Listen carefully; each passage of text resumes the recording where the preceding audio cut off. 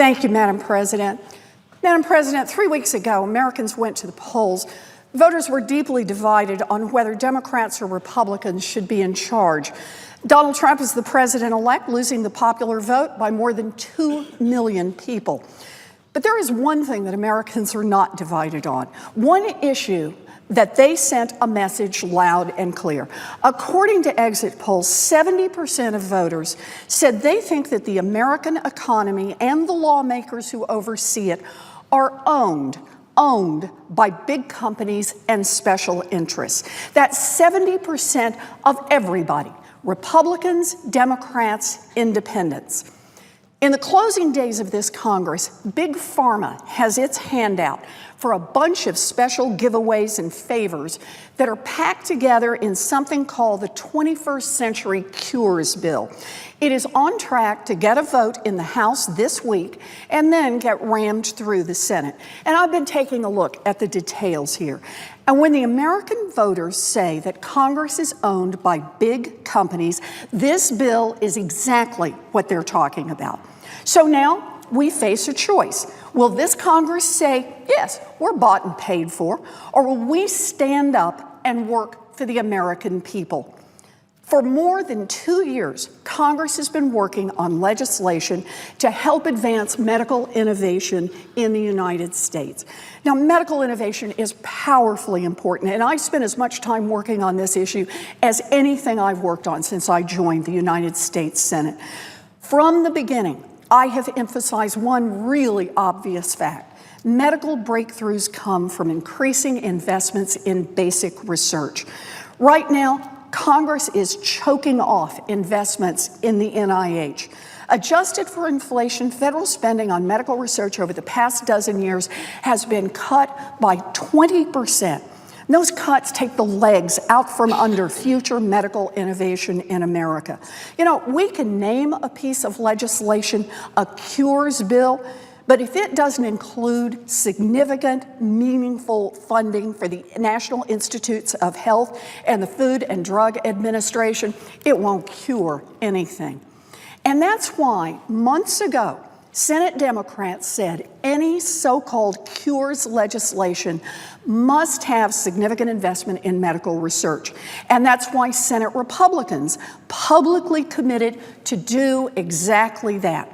But now they have reneged on their promise and let Big Pharma hijack the cures bill. This final deal has only a tiny fig leaf of funding for NIH and for the opioid crisis. And most of that fig leaf isn't even real. Most of the money won't be there unless future Congresses pass future bills in future years to fund those dollars. So why bother with a fig leaf in the cures bill? Why pretend to give money to NIH or opioids? Because this funding is political cover for huge giveaways to giant drug companies. There are more examples than I can count in this bill, but I'm going to talk about 3. First giveaway, legalize fraud. You know, it is against the law for drug companies to market drugs for uses not approved by the FDA. Now, some drug companies find this rule annoying. After all, they could make a lot more money selling a headache pill as a cure for everything from hair loss to cancer. But pushing treatments without scientific evidence that they work is fraud that can hurt people. It also undercuts the development of real cures. And that is why some of the largest law enforcement actions against big drug companies over the past 15 years have involved off-label marketing. Drug companies have paid billions of dollars in penalties. Now, one solution would be for those companies to follow the law, but they prefer Plan B. Cozy up to enough people in Congress to pass this cures bill that would shoot holes in the anti-fraud law. In other words, make it easier for drug companies to get away with fraud. Second giveaway, cover up bribery. Right now, the law requires drug companies to disclose the buckets of money that they shower on doctors and hospitals to encourage them to prescribe certain drugs. It is, by the way, all published on a government website. You can go look up your doctor and your hospital right now online if you want to do that. Now, the drug companies could have responded by ending kickbacks to doctors, but instead, they've chosen Plan B again. Cozy up to enough people in Congress to pass this Cures bill that would let drug companies keep secret any splashy junkets or gifts associated with so-called medical education and make it harder for enforcement agencies to be able to trace those bribes. You know, Senator Grassley, a Republican from Iowa, says he is outraged by this provision. And I gotta say, I'm with Senator Grassley on this one. Third giveaway, hand out dangerous special deals to Republican campaign contributors. According to news reports, a major Republican donor stands to benefit financially from selling cellular and regenerative medical therapies. If this guy had his way, he'd be able to sell them to desperate people without a final FDA determination that those therapies were either safe or effective. Of course, that would be against the law right now. So this mega donor has poured millions of dollars into Mitch McConnell's personal campaign coffers and into his Republican super PAC, and now he wants his reward. The Cures Act offers to sell government favors. It delivers a special deal so that people can sell these treatments without meeting the FDA gold standards for protecting patient safety and making sure that these drugs actually do some good. You know, keep in mind, people could die from using unproven treatments. In fact, people have already died during carefully controlled research experiments on these types of treatments. Congress should not be in the business of selling FDA favors to the highest bidders, risking people's lives to enrich political donors. Let's be clear, what the Republicans are proposing is corrupt, and it is very, very dangerous. And there's more. Republicans decided to hand out gifts for other special interests. The Cures Act, a bill that is supposed to be about medical innovation, has a giveaway to the gun lobby. The bill cuts Medicare funding. It raids money from the Affordable Care Act. It takes health care dollars that should have gone to Puerto Rico. It makes it harder for people with disabilities to get Medicaid services. There is a lot of bad stuff in this bill. A lot of bad stuff, but not everything in the bill is bad. Republican leaders are playing a crafty game here, trying to buy off Democratic votes one by one by tacking on good bipartisan proposals that senators in both parties have worked on in good faith for years.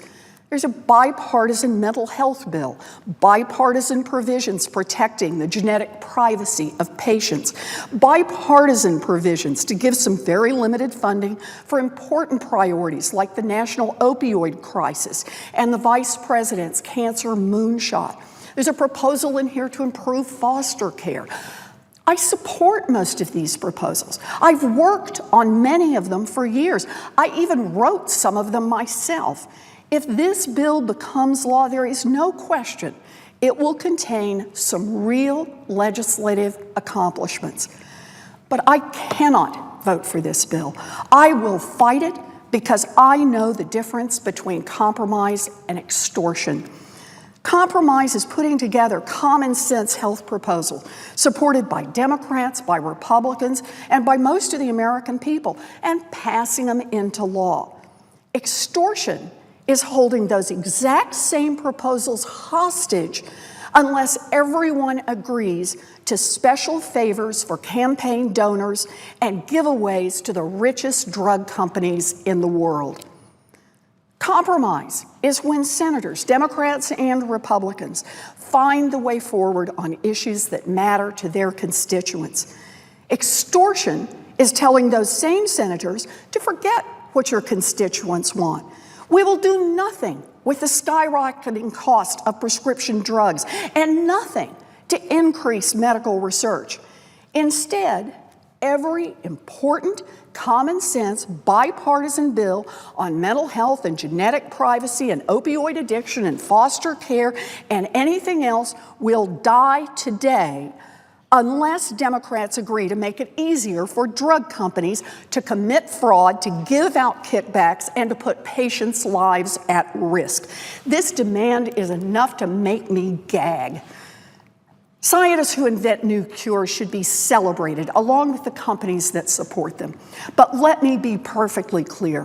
While the drug industry may get a seat at the table, they do not own the table.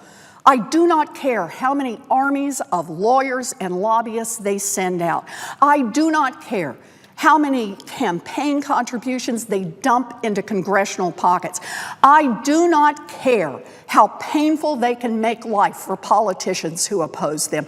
I will not be their lackey. I will work for the hundreds of thousands of scientists and doctors who are committed to saving lives and who are waiting for Congress to fund their work. I will work for the millions of families that have been touched by Alzheimer's, diabetes, cancer, and other deadly diseases who are counting on this research. I will work for the 70% of voters who are sick of a Congress that is owned by big donors and giant corporations. Republicans are taking over Congress. They are taking over the White House. But Republicans do not have majority support in this country. The majority of voters supported Democratic Senate candidates over Republican ones, and the majority supported a Democratic presidential candidate over a Republican one. The American people didn't give Democrats majority support so we could come back to Washington and play dead. They didn't send us here to whimper, whine, or grovel. They sent us here to say no to efforts to sell Congress to the highest bidder. They sent us here to stand up for what is right. And now they are watching, waiting and hoping that we will show some spine and start fighting back when Congress ignores the message of the American people and return to the old ways of doing business.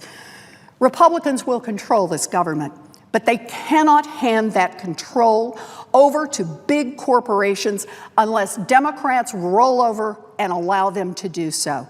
It is time for Democrats and Republicans who should be ashamed by this kind of corruption to make it clear exactly who they work for. Does the Senate work for big pharma that hires lobbyists and people who make giant campaign contributions? Or does the Senate work for the American people who actually sent us here?